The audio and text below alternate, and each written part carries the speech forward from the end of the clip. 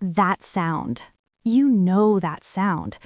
You pick up your phone, flip it over, and there it is, a spider web crack spreading across the screen. Your heart sinks. It was perfect this morning. You'd kept it pristine for 3 whole months, and now it's ruined. Ruined. That's the word we always use, isn't it? But what if I told you that in 16th century Japan, when a master craftsman's prized tea bowl shattered into pieces, they didn't see ruin. They saw an opportunity, not just to fix it, but to make it more beautiful than it ever was before. And what if that same philosophy could completely change how you see every crack, every scar, every imperfection in your life? Welcome to Whispered Wisdom Path. Today's story is about broken things, golden seams, and why the Japanese have been celebrating imperfection for centuries, while we're still trying to Photoshop ours away. Our story begins in Kyoto in the year 1590. Imagine a quiet room with tatami mats, shoji screens filtering afternoon light. A young apprentice is preparing tea for his master, Sen no Rikyu, one of the most influential tea masters in Japanese history. The tea ceremony isn't just about drinking tea, it's a meditation, an art form, a spiritual practice. Every movement is deliberate, every object is chosen with care. The tea bowl the apprentice is using is extraordinary. It's been in his master's family for generations, simple, rustic, with a glaze that seems to hold moonlight, not flashy, but quietly profound. It's called a chawan, and this particular bowl is priceless. The apprentice lifts the bowl with both hands, turns it, as is customary, to admire the craftsmanship. His hands are trembling slightly. He's nervous. This is an important ceremony. The bowl slips. Time slows. It hits the floor and breaks into 7 pieces. The apprentice's face goes pale. He's broken an irreplaceable treasure. His master's face is unreadable. Now, in many cultures, this is where the story ends. The bowl is broken. It's worthless now. Throw it away. The apprentice is shamed, maybe dismissed. But Sen no Rikyu does something different. He gathers the pieces carefully, wrapping them in silk, and then he takes them to a craftsman who specializes in a particular kind of repair. The craftsman doesn't hide the breaks. Instead, he mixes lacquer with powdered gold and uses it to fuse the pieces back together. The gold seams are bold, visible, beautiful. They trace the fracture lines like veins of light through stone. When the bowl returns, it's transformed. The breaks are now the most striking feature. The gold seams catch the light during the tea ceremony. The bowl tells a story now, of fragility, of survival, of transformation.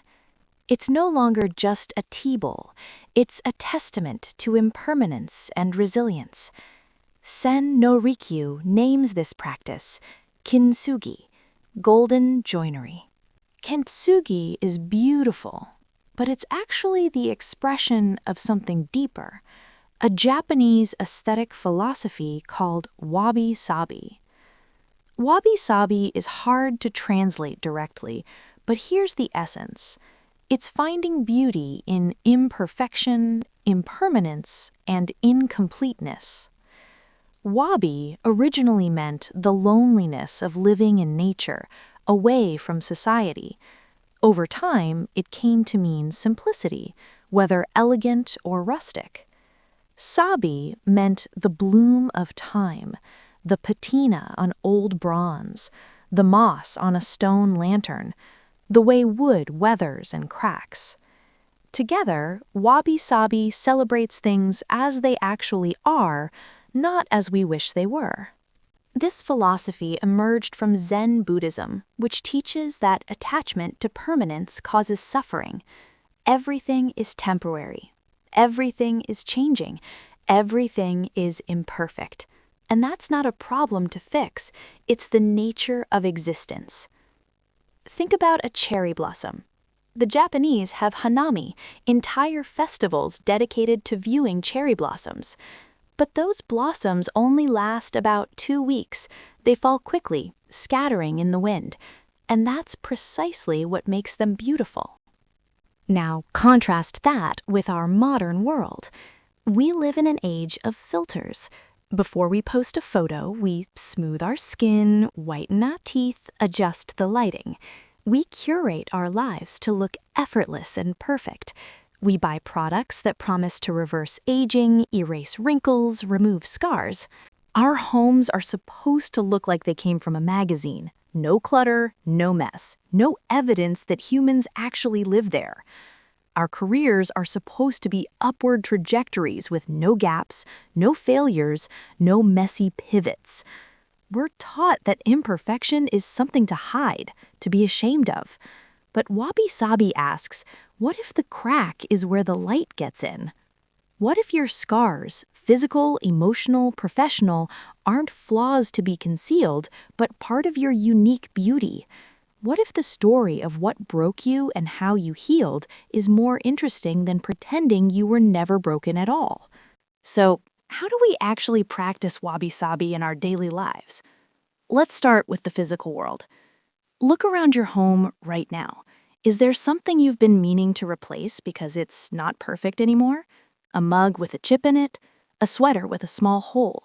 A piece of furniture with a scratch? What if instead of replacing it, you let it be? Or even better, what if you highlighted it? There's a reason vintage furniture is more valuable than new. There's a reason people pay extra for distressed leather. We know, instinctively, that things that have lived have more character than things fresh from the factory. I know someone who has a dining table that her kids drew on with permanent marker when they were toddlers. She was upset at first, but instead of refinishing it, she decided to keep it. Now those scribbles are her favorite part of the table. They're timestamps, they're memories, they're proof of a life well lived. That's Kintsugi thinking. But it goes deeper than objects. What about your own imperfections? The physical ones, sure. The gray hair, the laugh lines, the body that's changed over time.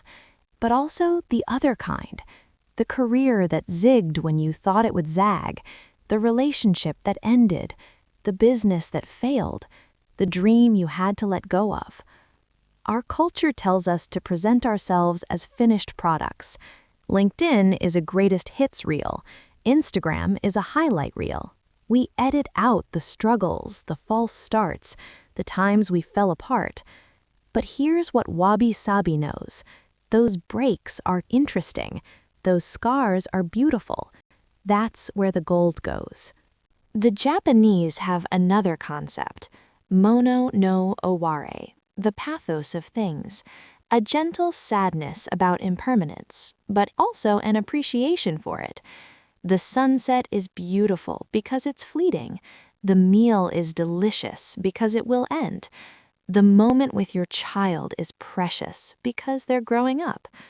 There's a researcher at UC Berkeley named Dacher Keltner who studies awe, those moments when we feel small in the presence of something vast.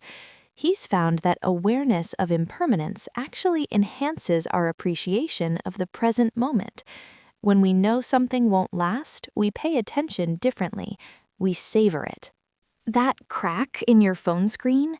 Maybe it's a reminder that nothing stays pristine, that use is the point, that life happens.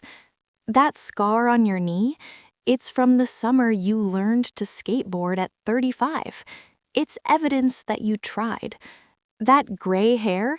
It's proof you're still here, still growing, still becoming. Here's what's radical about Kintsugi. The bowl isn't just repaired. It's not restored to its original condition.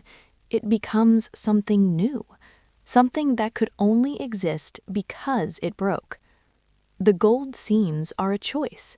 The artisan could use clear adhesive, could try to make the repair invisible, but that's not the point.